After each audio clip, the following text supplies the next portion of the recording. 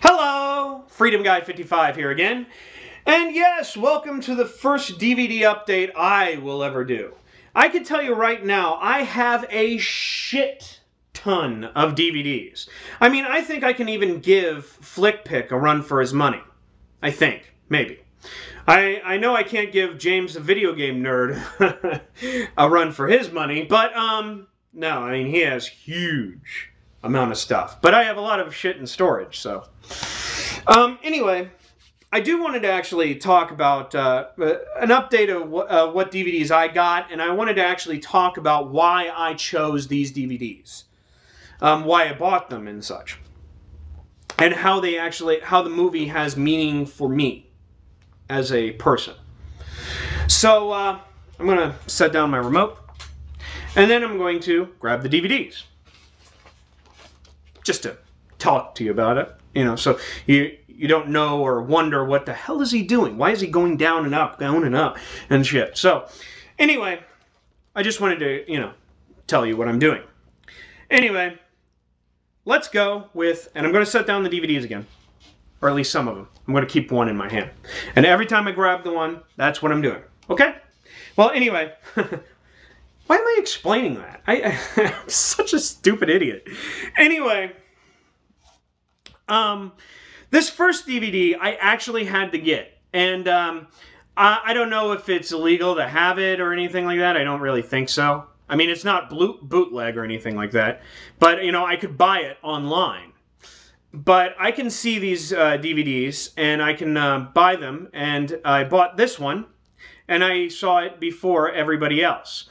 If it's illegal to see it before everybody else in the States, not where I got it, then arrest me. Anyway, but I don't know anything about the law or whatnot. But here we go. Here we go. Dun dun dun da da da da da da da da da da da da da. I'm sorry, that was just so stupid, wasn't it? Anyway, yes, it is Attack the Block. I bought it from England. Okay, so I don't think it's illegal, but the one thing is, I love this movie. I really, really love this movie. This movie is a cult classic for the ages. It reminded me so much of John Carpenter's films and films in the 80s that were actually just really working so unbelievably hard to give you a good piece of entertainment. And I just love this film. I love it so much that I bought it in England. I watched it. And I watched it before everybody else in the States. And above all else, I am going to buy it on Blu-ray as well. And I'm going to keep both. So screw you. What the fuck was that about? Anyway, so yeah, this movie is just awesome. If you have not seen this movie, why? I mean, it is such a good movie. I really love it. When I give 3.5 stars to a film, I love the film. That's period. But anyway, that's me. Alright, next one. Going down. Picking up. Okay, this film actually, a lot of people who were young kids grew up, you know, on Beauty and the Beast and, you know, Aladdin and Lion King. I actually love those films myself. I thought that time it brought back really a kind of old flair of the, you know, the Disney type of movies. And I just really loved those films. And they're kind of part of my trilogy and such.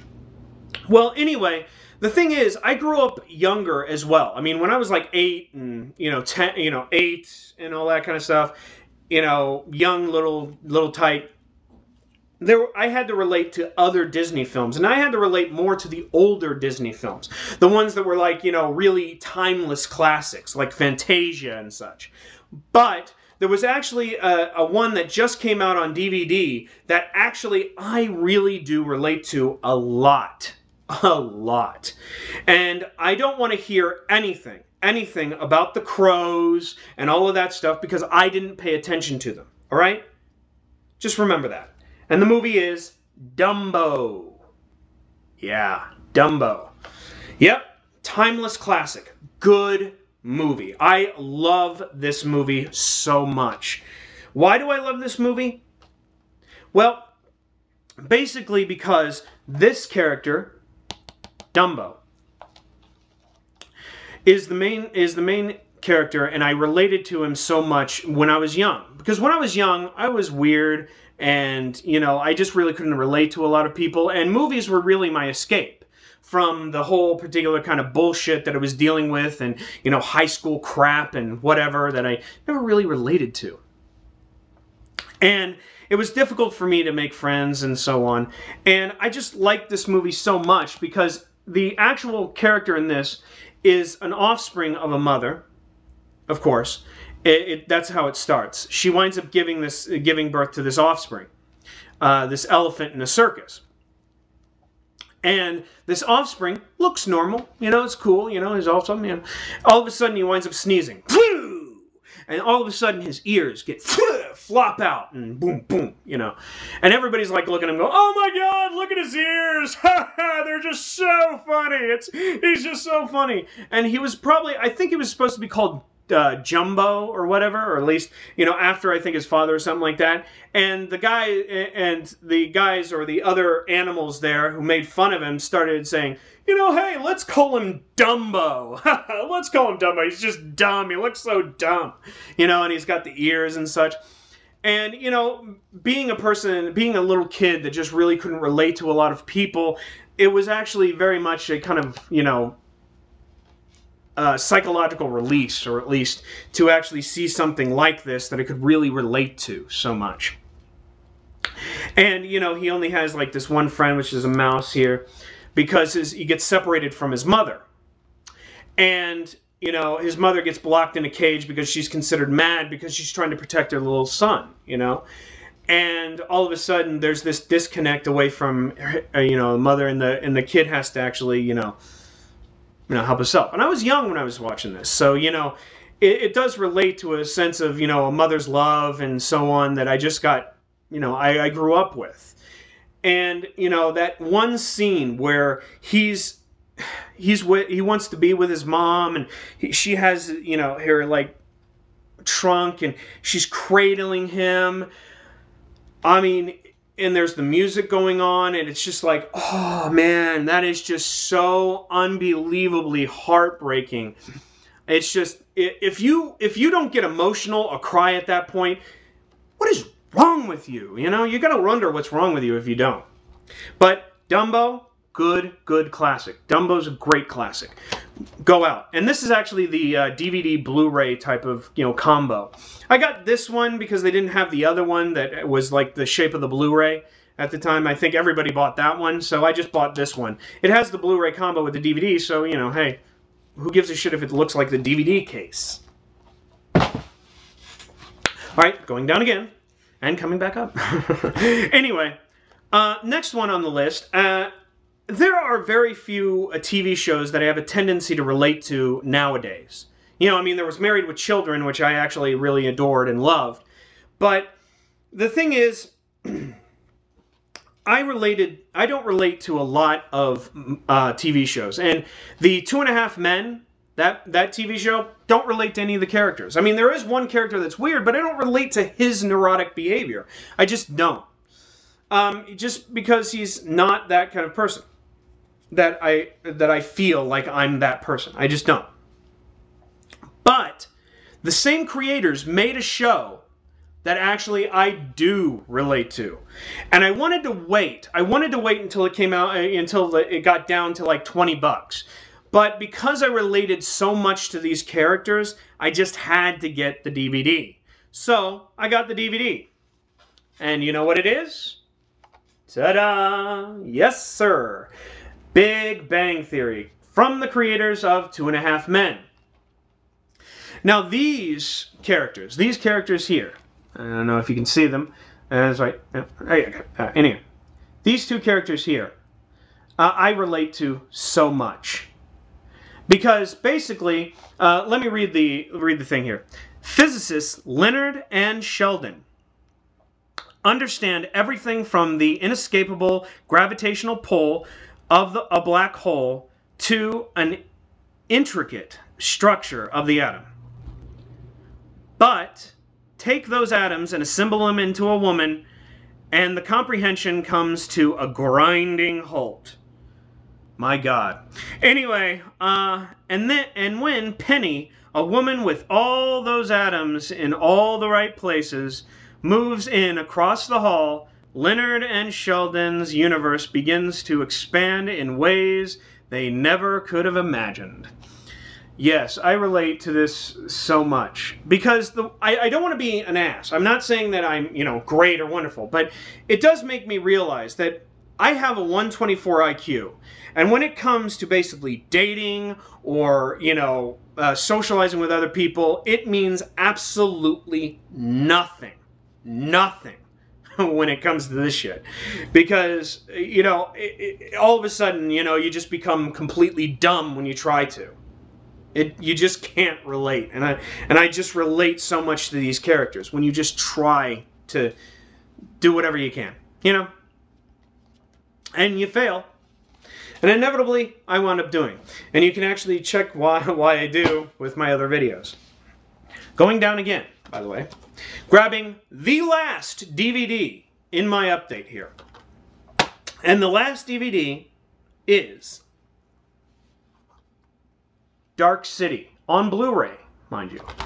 Now, Dark City is probably a film. It's a film by Alex Proyas. You might not know, he's a director that directed The Crow, as well as I, Robot, which I actually do like those films. I actually liked I, Robot, too. I know. I liked I, Robot. But at the same time, I think that Crow is pretty much a classic revenge movie. It is actually a revenge movie that works extremely well.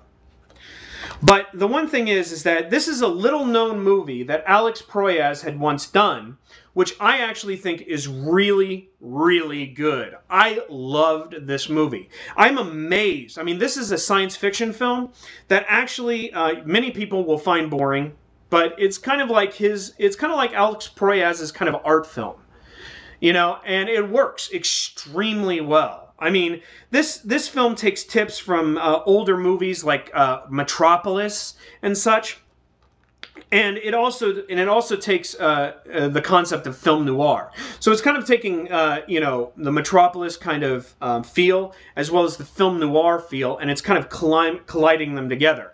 And this is a genre kind of bending movie that works real. Oh my God, it works so good. Anyway.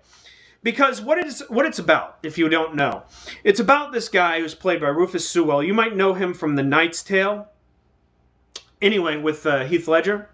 Well, anyway, he winds up actually playing this main character who doesn't know who the hell he is. He just wakes up in a hotel room with a dead woman. And he doesn't know what's going on, what's happening, and then all of a sudden he's being chased by these men in black with hats and, trench coats and shit like that. And the one thing is, he winds up actually, trying to, dodge them.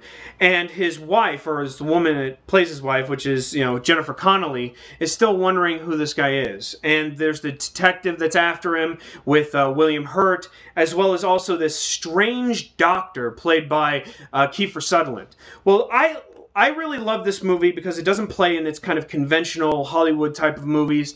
And it's an art film. And I like that kind of art film. And it didn't bore me at the least.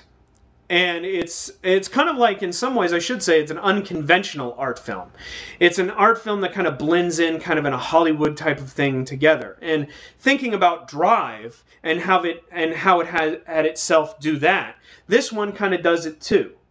And if you haven't seen this movie, please see this movie. This movie is a good movie. I love this movie. If you love film, you'll love this film.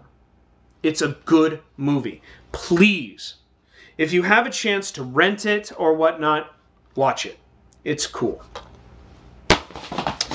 Well, and I'm going down for my remote. Well, anyway, I guess that's it. And I thank you for your time, and I'm glad that you stood by me for pretty much the 15 minutes that are in this. And maybe one day I'll be able to actually show you my DVD collection. And when I pick up my room that's a freaking pigsty. I call it a room, but it's pretty much a pigsty. Anyway. And I guess that's it. And I thank you for your time, and have a nice day.